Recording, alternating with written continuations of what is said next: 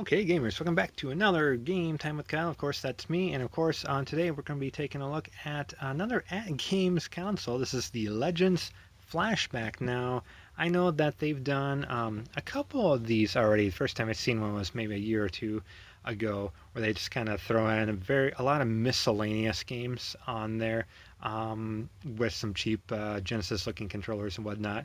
I always liked the selection of games that they had on there, but never could really justify the price because a lot of those I have in previous some third-party mini consoles. I know the Retro Bits Retrocade is definitely one to check out as well. But this one caught my eye because, as you see here on the top of the screen, some companies that kind of helped make this. You got the usuals on here, but a couple caught my eye. Is that the ColecoVision logo? Is that Disney and Lucasfilm?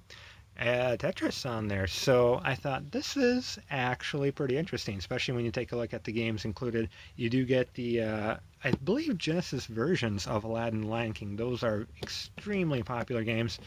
Not so much a Lion King fan myself, but that Aladdin game is fantastic. You do got Mega Man Dig Dug on there, a Donald Duck game. You do have the Super Star Wars games that were out on the Super NES. Fix It Felix Jr., which if you ever seen Wreck-It Ralph, it's kind of a fictional game, very much. I don't quite know what to describe it. It's kind of, well, we'll play it. We'll play it. Got some Street Fighter on there, Galaga, of course, Tetris on there. 100 built-in games, and it is 100 games. So see a little bit more, some screenshots on the bottom. But not only did the Star Wars and Aladdin and stuff kind of catch me by surprise, but Zombies Ate My Neighbors. Good gravy. That is a fantastic game. Super excited to see that on there. You got Super Street Fighter 2 and Tetris Plus 2. I actually do like Tetris Plus. A little bit of a change there. Kind of see what the console looks like. Package includes the console, 100 games, 2 wired controllers, which actually work pretty well. You get the power adapter deal with it. Instruction manual, HDMI cable not included, unfortunately, but if you're like me, you probably have 50 of them by now, so we'll be okay on there. Not a whole lot else on this side. Kind of just shows some more credits thanks to Bandai for their additions there. No Pac-Man, oddly enough, but that's okay. And of course, I'm back. A few of the games that they have on there. We're gonna do a part 2 because we're gonna help kind of split the video up that way. Neither one video is that long. Instead, we just get 2 smaller, quicker videos.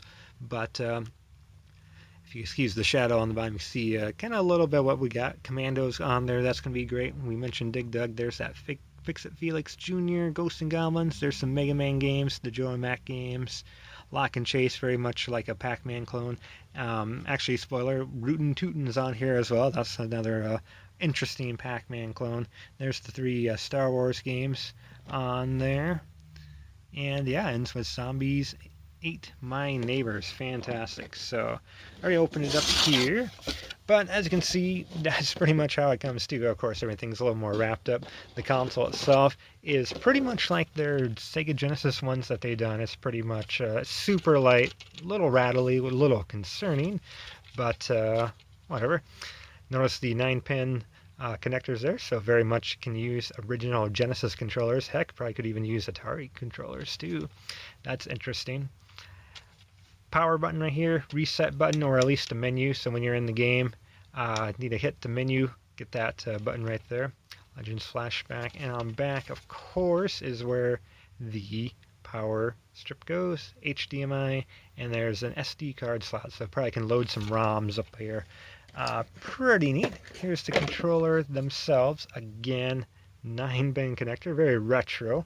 So there's the controller it comes with. Again, super lightweight. Kind of like the D-pad. It's a little wonky, not quite sure how to describe it. Kind of sticks out a little bit, but it works pretty well. Start buttons on there. I think the buttons are just fine. I actually like the 6-button Genesis controller better than the 3 buttons. So playing some of those retro games or arcade games are going to be a little bit weird using that particular style controller. So. And of course, just to plug in there to the console, and this goes into your wall or extension cord. So nothing too wild there. So Gonna do something a little bit different. We're actually gonna play one game very quick just to see how it looks, but there will be a lot more games played on the part 2, which is gonna be provided in the description below. We'll kind of take a look at 4 or 5 games there, but let's see what let's do that Fix It Felix Jr. and see how that plays right here really quick. All right, here we go. Some Fix It Felix Jr. I don't think outside of that little arcade unit that I've ever played like this version on a TV or anything. It's pretty interesting. They did very good at making this look very much like 80s arcade game, my favorite part of it. Even though it's not an 80s arcade game. And like I said as well, we're just kind of doing this. And if you need to see a little bit more of this console in action, there'll be a part 2 gameplay. But basically, we're just going up. We're fixing as many windows as we can for some points, but we kind of keep going up as well. Unless we do need to fix them all, I kind of forget right offhand. All the while avoiding bricks, because that happens if you don't. So,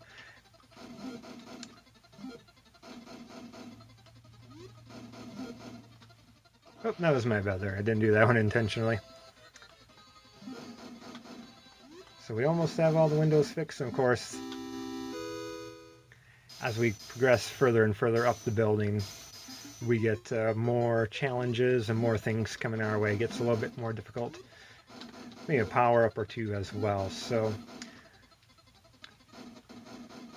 I'm going to press and hold those buttons.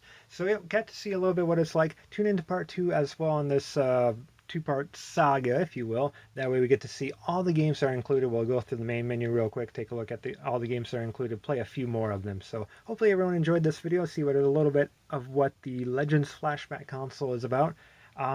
First impressions are pretty strong. I'm kind of liking the games list. I think everything looks and plays pretty well. So I'm excited to dive a little bit more into it here on the next video. So everybody, thanks for watching, subscribing, liking the video, etc., etc., etc. You have a good day.